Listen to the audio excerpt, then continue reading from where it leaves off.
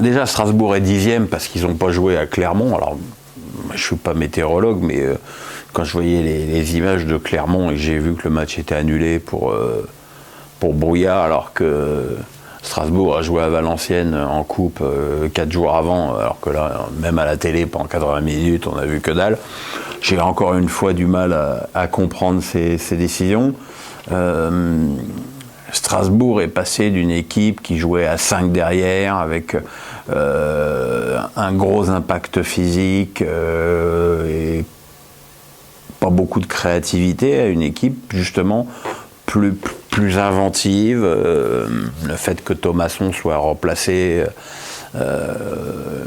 derrière 2 attaquants, ce qui n'était jamais le cas l'année dernière. Comme je l'ai dit tout à l'heure, il y a des joueurs qui progressent, Cassie, Sissoko, qui après une saison très décevante l'année dernière, fait une grosse saison cette saison. Persich, qui était au fin fond de la cave et qui rejoue maintenant régulièrement. Diallo, qui jouait côté droit l'année dernière et qui rejoue avant-centre et qui met des buts. Enfin, comme vous pouvez le comprendre, la façon dont Thierry Laurey faisait jouer cette équipe n'était pas précisément ma tasse de thé. Je crois que je l'ai dit assez souvent l'année dernière. Et Julien Stéphan, lui, a apporté un peu la reine touch qu'il avait en Bretagne. Et ça marche bien. Et puis voilà, comme ça. Très certainement le club que je connais le mieux en France. Tu sens qu'il y a une atmosphère de travail sereine. Donc je pense qu'une place aux alentours de la 7-8e place serait un très bon résultat pour Strasbourg, compte tenu du budget aussi.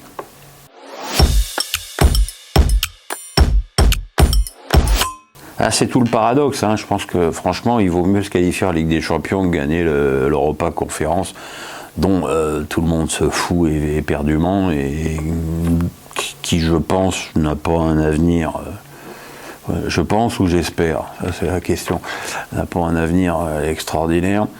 Oui, ils ont les moyens dans une saison où effectivement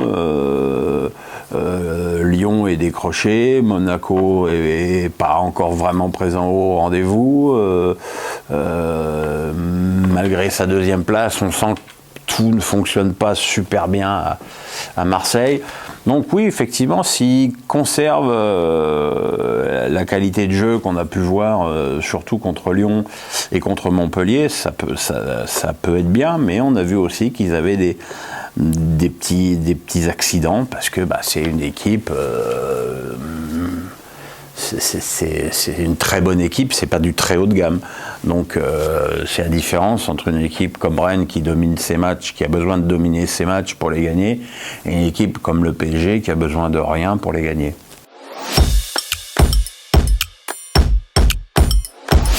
Ouais, alors la dégringolade, elle se joue à 3 points, hein, donc Lens, il suffit quand même de les voir jouer pour voir que c'est quand même extrêmement énergivore comme système, hein, de voir l'intensité à laquelle joue cette équipe, que ce soit Klose et Frankowski,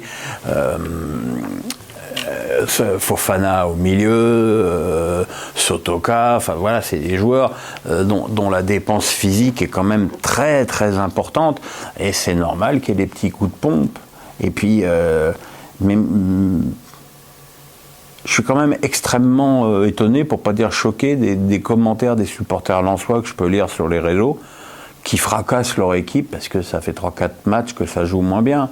Même si au milieu de cette mauvaise série, il y a eu ce match extraordinaire contre le PSG qu'ils auraient dû largement gagner. Donc, pas oublier non plus que le club était promu il y a 1 an et demi et que à vouloir aller trop vite, c'est comme ça qu'on se casse la gueule, et je pense pas que l'inquiétude des supporters lensois soit partagée en interne.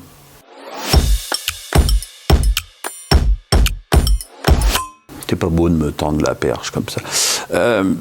J'ai regardé avec beaucoup d'intérêt le documentaire de Tony Chaperon sur Canal.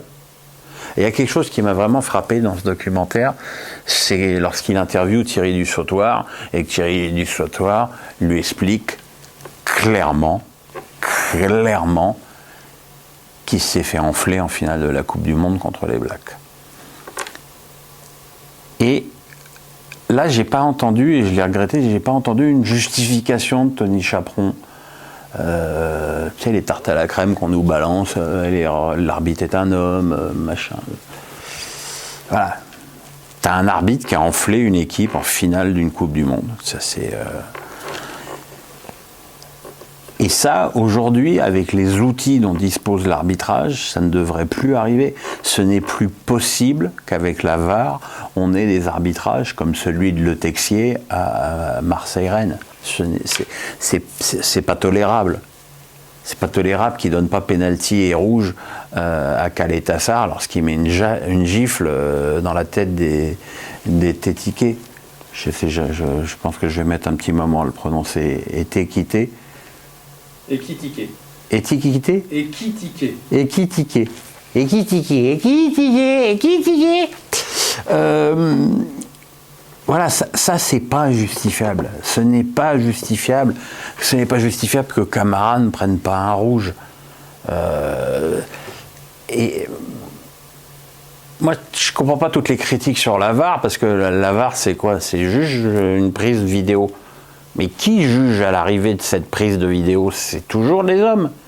Et vous remarquerez que lorsque c'est Turpin qui est sur le terrain, jamais la VAR ne va le déjuger. Alors que quand c'est Turpin qui est dans le camion, c'est pas pareil. Donc là aussi, il y a une lutte d'influence. De toute façon, rien n'est très très clair dans le phénomène de désignation des arbitres. C'est pas mes ennemis, tout le monde le sait, j'apprécie beaucoup Monsieur Pignard, que j'aimerais bien aller voir d'ailleurs cette année, mais voilà, j'ai trouvé très très bien ce documentaire de Tony Chaperon, mais avec ce petit côté angélisme des arbitres qui planent au-dessus du jeu, mais qui doivent aussi reconnaître que lorsqu'ils merdent, pas forcément volontairement, mais lorsque tu merdes et que tu fausses le résultat d'un match, t'as pas bien fait ton travail.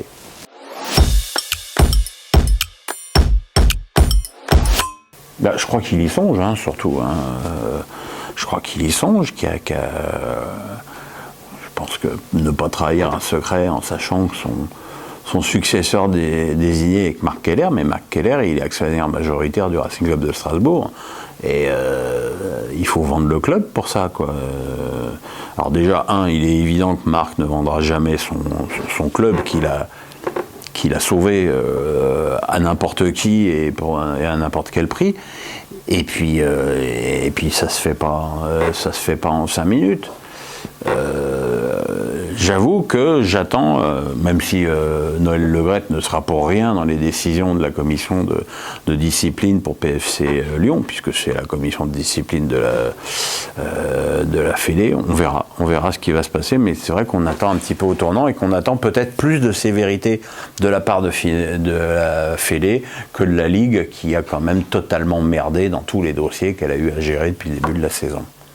Voilà, c'était le dernier Face à Pierrot de l'année, enfin de l'année qui a commencé il y a 2 mois pour nous. Vous le savez, cette année a été difficile, violente, dure et ça c'est moi qui le dis, hein, injuste pour moi. Je souhaite que je m'auto faire des vœux, hein, c'est plus pratique. Je souhaite que 2022 m'apporte plus de sérénité et peut-être aussi plus de reconnaissance et plus de justice. À vous tous, je vous souhaite de kiffer le foot. Faites attention pendant ce réveillon, hein, qu'on ne se retrouve pas avec des stades à huis clos en début d'année, même si ça nous pend au nez à mon avis. Picolez pas trop, prenez pas la route si vous êtes bourré. Voilà, merci de la confiance que vous m'accordez sur cette plateforme. On travaille beaucoup, on va beaucoup travailler en 2022, on va changer des petites choses. Et puis voilà, et puis je vous embrasse et à bientôt.